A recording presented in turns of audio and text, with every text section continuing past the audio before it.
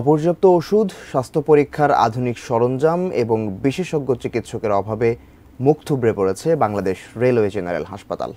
এর বেহাল দশায় ক্ষুব্ধ খোদ রেলওয়ের কর্মীরা। শিগগিরই হাসপাতালটির দিকে নজর দেওয়ার দাবি তাদের। আবুল কালাম আজাদের রিপোর্ট। মনোরম প্রাকৃতিক পরিবেশে গড়ে তোলা রাজধানী শাহজাহানপুরে বাংলাদেশ রেলওয়ে হাসপাতালটিকে ৯ বছর আগে রূপান্তর করা হয় জেনারেল হাসপাতালে। লক্ষ্য ছিল উন্নত সেবা দেওয়া।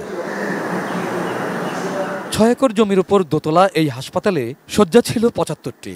ধীরে ধীরে তা কমে বর্তমানে ৫০টিতে এসে দাঁড়িয়েছে। ৮ শয্যার কেবিনেরও বেহাল দশা। প্যাথোলজি বিভাগ থাকলেও নেই কোনো আধুনিক সরঞ্জাম। একই অবস্থা রেডিওলজি বিভাগের। পুরনো মেশিন দিয়েই কাজ চলে সেখানে। যেখানে এক্স রে মেশিনই পুরনো, সেখানে সিটি স্ক্যান মেশিন, এমআরআই তো অনেক দূরের কথা। এই প্যাথোলজির যে মেশিনপত্রগুলো, তো আসলে আপনি জানেন যে এগুলো তো আসলে আউটডেটেড হয়ে গিয়েছে। নতুন মেশিনের আমরা রিকুইজিশন গত বছরও দিয়েছি। কেবিনগুলো আসলে সংস্কার প্রয়োজন। কেবিনগুলোতে অনেক ধরনের সমস্যা আছে।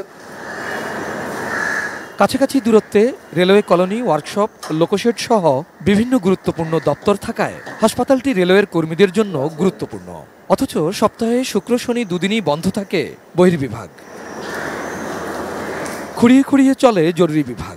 মাত্র ২ জন চিকিৎসক দিয়ে ৩ শিফটে এখানকার সেবা চালু রাখা আদৌ কি সম্ভব?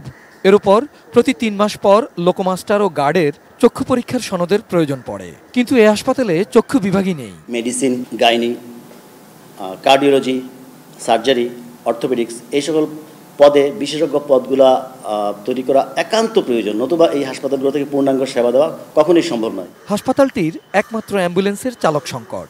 জরুরি বিবেচনায় ধার করে তা চালু রাখা হয়েছে।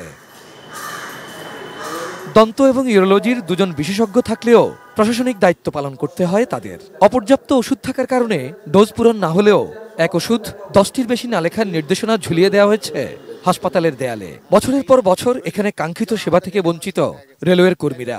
রাস্তাতে অ্যাক্সিডেন্ট হয়, ড্রাইভারে আসে, তখন ওরা এখানে এসে প্রাইভেট ট্রিটমেন্ট নেয়।